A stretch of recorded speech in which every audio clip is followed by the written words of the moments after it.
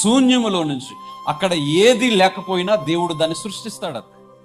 నీ జీవితం ఏ స్థితిలో ఉందో, ఏ జీరోలో ఉందో, ఆ జీరోలో ఉన్న దాన్ని దేవుడు ఒక ఉన్నతమైన స్థానంలోనికి ఇస్తాడు. నువ్వు ఇప్పుడు కూడా నువ్వు ఆలోచించేది ఏంటంటే, నాకు ఇది కనబడుతుంది, ఇందులోనే అద్భుతం కావాలి, నాకు ఇక్కడ కనబడుతుంది, ఇందులోనే ఒక మెరికల్ కావాలని నువ్వు చూస్తుంటావు. కానీ దేవుడు శూన్యములో నుంచి దేవుడు అద్భుతాన్ని చేస్తాడు.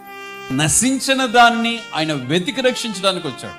నశించిపోయిన దాన్ని ఆయన బాగు చేస్తాడు. పాడైనది కాదు, నశించిన దాన్ని బాగు చేయగలిగినది. నీ జీవితాన్ని ప్రభు చేతులకు అప్పగించి, ప్రభా నీ కొరకు నేను విరగొట్టబడతాను, నీ కొరకు నేను నలగొట్టబడతాను, నీ కొరకు నేను విరగి నలిగినటువంటి స్థితిలో ఉంటాను. కాబట్టి నన్ను ఏం చేయాలి? నువ్వు ఆశీర్వదించు, నన్ను మల్టిఫై చేయి, ఉన్నతమైన స్థానంలో ఉంచు, ఉన్నతమైన స్థితిని నాకు దయచేయమని దేవుని దగ్గర మనం ప్రార్థన చేస్తే దేవుడు గొప్ప కార్యాలు దేవుడు నీ జీవితంలో జరిగించిన కాక.